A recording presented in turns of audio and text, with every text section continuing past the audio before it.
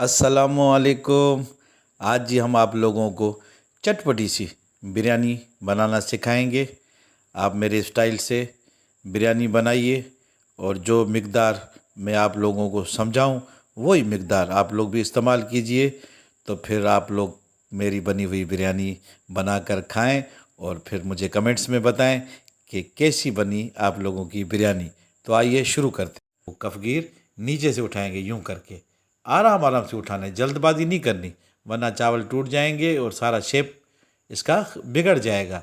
तो यूं आप कफगीर को चलाकर और इन चावलों को जो है आप अच्छे तरीके से मिक्स कर लेंगे और उसके बाद फिर आप इन चावलों को ढक कर 10 मिनट के लिए रख देंगे।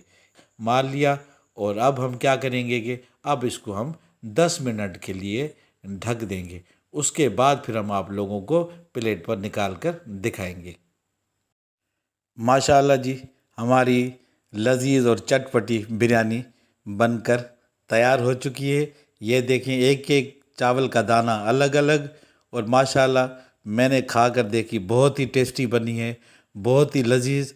आप लोग भी बनाइए और फिर खाकर मुझे कमेंट्स में बताइए कि मेरी रेसिपी आप लोगों को कैसी लगी।